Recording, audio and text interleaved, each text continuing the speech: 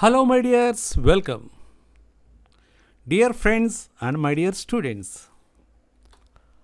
School Science Projects 2023 రాష్ట్ర ప్రభుత్వం నిర్వహించబోయే వివిధ సైన్స్ ప్రాజెక్టులకు సంబంధించి అవగాహన కోసం చేస్తున్న వీడియో ఇది.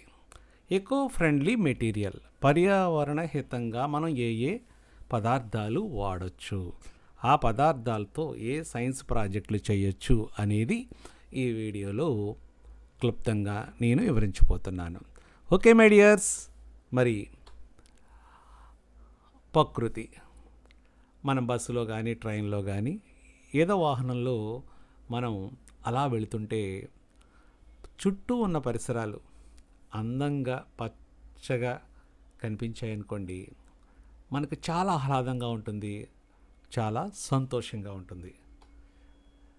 ఆ ప్రకృతిని చూడగానే మనం పరవశించిపోతాం. ఆ వాతావరణం అలాంటిది. ఇలా పర్యావరణం అలాగే ఉండాలి అంటే మనం ఎటువంటి జాగ్రత్తలు తీసుకుంటే పర్యావరణం ఎప్పుడు అట్లాగే ఉంటుంది అనేది మనం ఆలోచించాలి. ఇక్కడ చూడండి, ఒక కూరగాయల దుకాణం. చూడగానే ఒక ఆకర్షణీయంగా ఆహ్లాదకరంగా కనిపిస్తుంది.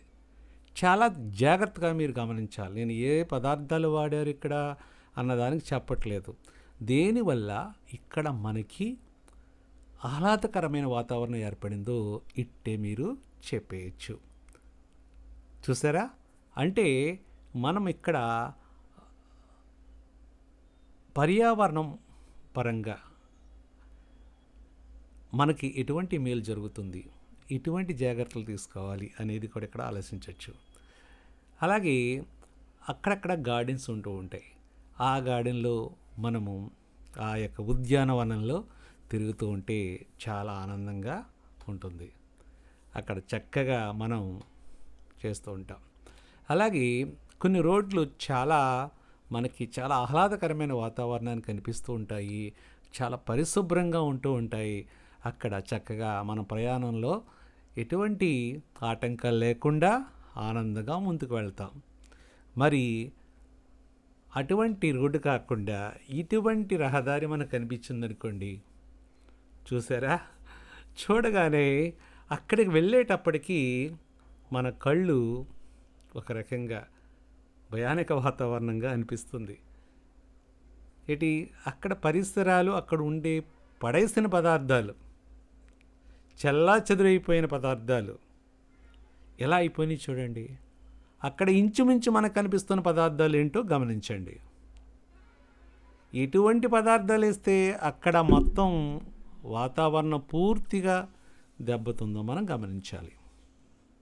ఓకే మై డియర్స్, గమనిస్తున్నారా? ఆ యొక్క చెత్త చెదారంలో ఎటువంటి మెటీరియల్ ఎక్కువగా ఉంది మీరు గమనించాలి. అంటే అక్కడ ఉండే మెటీరియల్ వల్ల మనకి పర్యావరణం దెబ్బతిందా లేదా అన్నది మీరు గమనించండి. మరి ఇటువంటి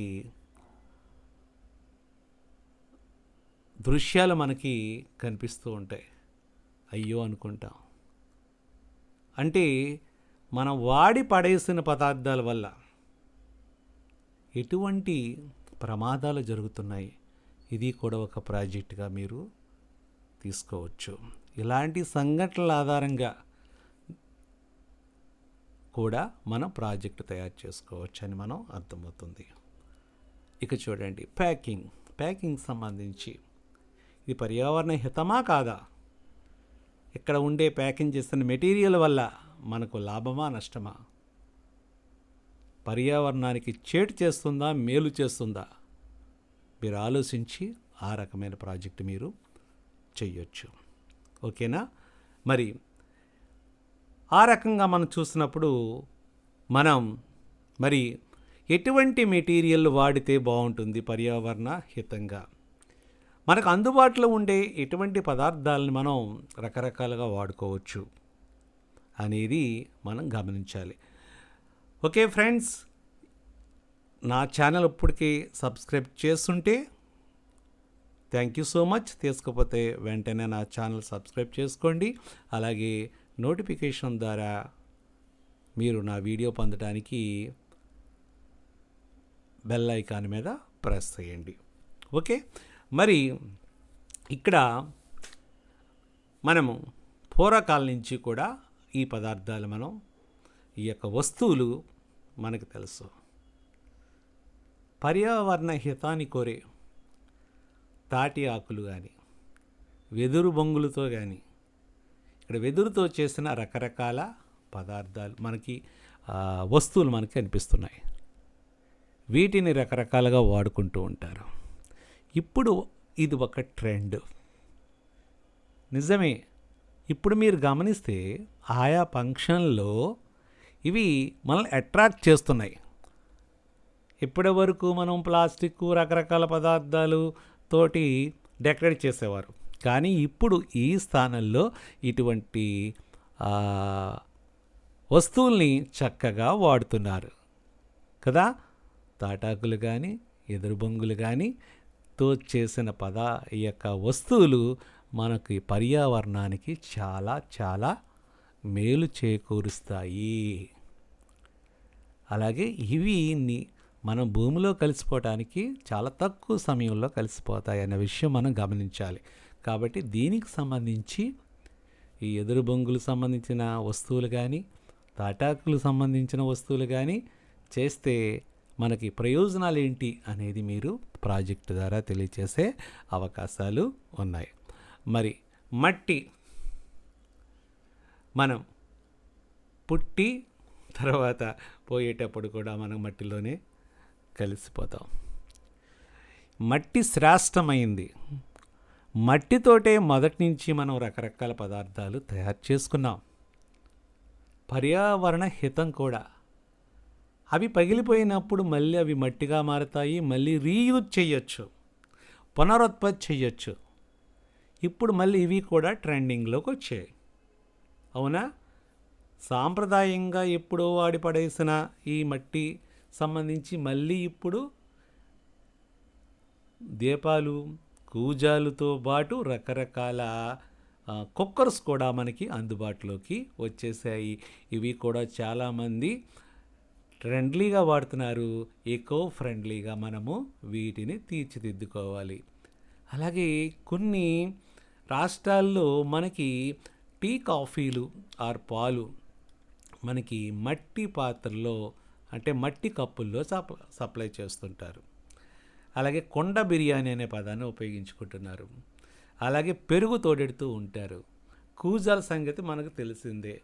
ఈ విధంగా రకరకాలుగా మట్టికి సంబంధించి ఎటువంటి మేలు చేకూరుతుంది, ఎక్కడెక్కడ వాడుతున్నారు, ఈ పదార్థాల ద్వారా ఎటువంటి పర్యావరణ హితం జరుగుతుంది అనేది మీరు చక్కగా ప్రాజెక్టు చేయొచ్చు.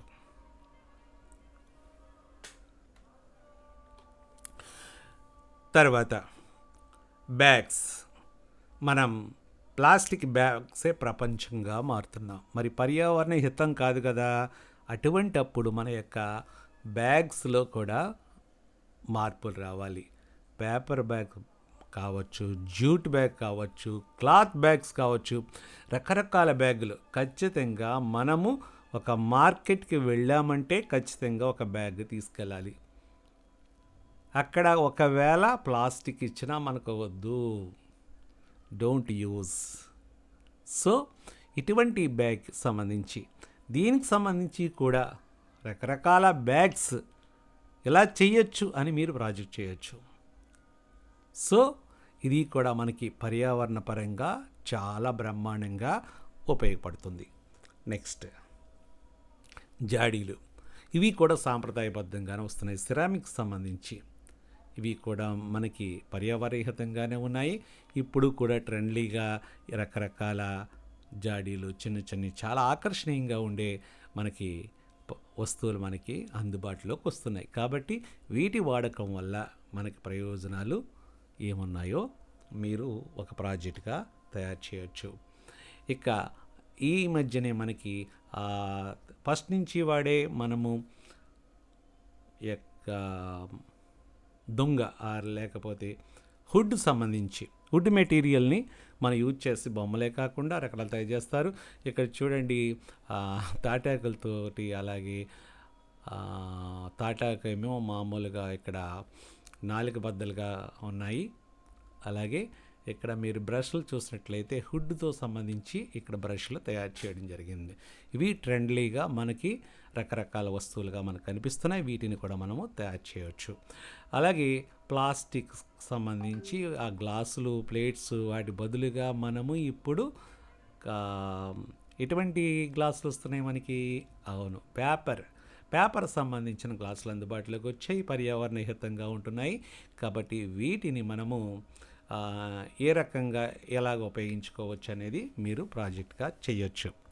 ఓకే, ఇంకా మనకి ప్రకృతి పరంగా దొరికే కొబ్బరాకులు, ఇతరాకులు, వెదురు, ఇంకా ఫామ్ ఆయిల్ సంబంధించి, అలాగే ఎదురు గడ్డి, దూది, ఇలా రకరకాల పదార్థాలు చాలా మనకి అందుబాటులో ఉంటాయి. భూమిలో త్వరగా కలిసిపోయి మనకి పర్యావరణానికి ఎటువంటి హాని చేయని పదార్థాలు ఏమున్నాయో లిస్ట్ అవుట్ చేసుకోండి.